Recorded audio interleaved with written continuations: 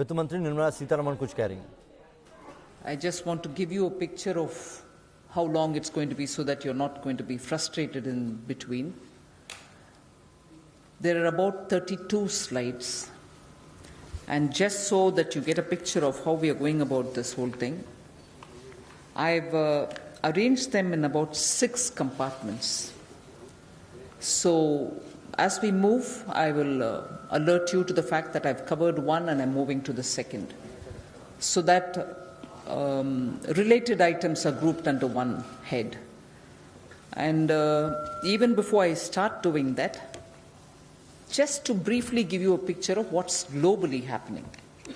The slide before you shows that the global situation is very clear, and the current projected global GDP growth is of about 3.2%, and probably is going to be even revised downwards.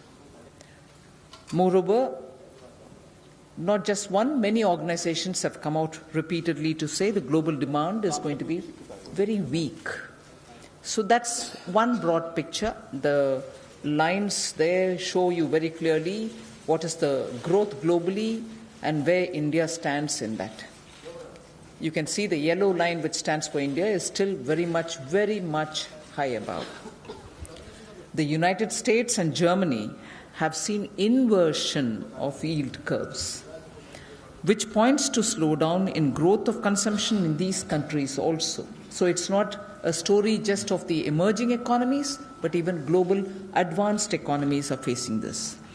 And obviously, being in India, we normally get compared with China. So as a result of the US and China trade war and subsequent currency devaluation of China, a very volatile situation has developed in the global trade. These are nothing new for you, but I just wanted to place it as a larger context with which we are speaking. And therefore, if you see the 10 major economies of the world, the size of the, the balloons or whatever, bulbs, show the size, and from among the emerging economies, the size of the economy, and therefore where they stand globally today. So the size of the circle represents the GDP as per PPP and the current international dollar terms. So you see India again in yellow, positioned comfortably very high. The growth rate still in comparison to many of these countries high, and if anything, even compared to China and the United States, our growth rate is higher than everybody else. So let's just keep that at the back of our mind, even as we go through this.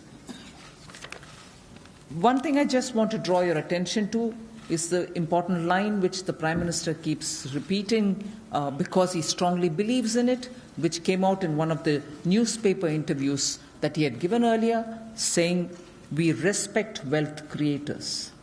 I want to very clearly put that before you, to underline that that's the spirit with which the budget was presented, and that's the spirit with which we immediately invited different sectors of the economy to come and speak to us if there's anything that they wanted to say.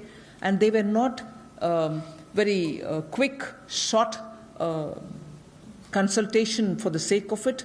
They were in-depth consultation, some of which ran for even a couple of hours. And all our secretaries were together with me during those consultation process, which ran through a whole week. And many of you all kept following us closely on that. I was happy for that. And just so that we again put this fact in context, that this government, even from 2014, has kept reform at the top of the agenda. It's an ongoing process for us. It's not as if in this tenure, post-2019, we've forgotten the reform agenda. Not at all. Reform is a continuous process, and we are treating it as a continuing endeavor. And therefore, just so that we don't forget that even simple small things to fairly complicated levels of ease of doing business related reforms were carried out by this government in its earlier tenure, continues even now. Whether it is self-certification, whether it is looking at environment clearances, just compare the time that an environment clearance took in earlier regimes and what is happening now. We've not lost that momentum. We are keeping that high on our agenda. And about the labor reforms, taxation reforms, irrespective of any other one or 2 points that each one of us might have, this could have been better this way, that could have been better that way. In spite of that, we have kept that momentum, and I'm just recalling that so that we don't forget the fact and we don't treat it as, we have taken it for granted, which is good. Indian economy and the society should take for granted many things which relate to ease of doing business and ease of living too. And that's the agenda with which we are moving forward. We have not slowed down, or we have not even forgotten that. With that said, you can see in the slide that we provided here that continuously efforts are being taken by each one of the departments. Taxation, I'd like to draw your attention before I get into specifics of other things, just so that this makes the backdrop to everything which is being talked about. Is this government going to care for us? Is this government understanding what is happening in the ground? Is this government responsive enough to the changes which are coming? We are responsive. I want to assure everybody that the momentum with which we want to carry forward reform will continue. Just to draw your attention for a few things that are happening here. Pre-filling of IT returns. Revenue Secretary has been talking about it. Now, the ease with which you can file your returns will be a lot more simplified if it is all pre-filled and all that you have to do is to change any corrections that you have to make. So that strain is off you. Similarly, there will be faceless scrutiny from Vijayadashmi Day this year, which will mean that there shall not be even that one odd, I don't want to use the word, but for want of a better word, one odd over-enthusiastic officer who might go and, sit and talk about things which may be construed as harassment. That will not happen because the whole process is going to become faceless and it will be randomized. So it's not going to be that everybody is going to be a faceless scrutiny will happen. No. It will be randomized. Big data details are being utilized. So for somebody who's got to be as scrutinized, let's say sitting in Noida, his assessment might go to Assam. So faceless scrutiny is something which is coming in from Vijayadashmi Day. Reduction of GST returns and simplified taxation and also the number of forms is really being worked upon, and I surely assure you sooner the GST will come up with even more simplified and less number of forms. The refund process, I must underline here, has almost become automatic. Glitches where they exist, even yesterday when I was sitting with the tax administrators, I very clearly said the refund should be going through as a process, free flow.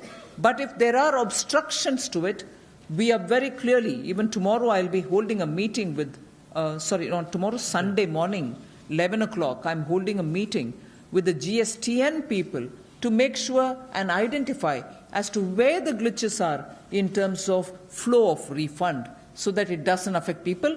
And if we think that the system is being gamed or if there are tweakings manually being done, I've assured that we shall take action against anyone who's gaming the system. That's as regards the refund process for the GST simplification.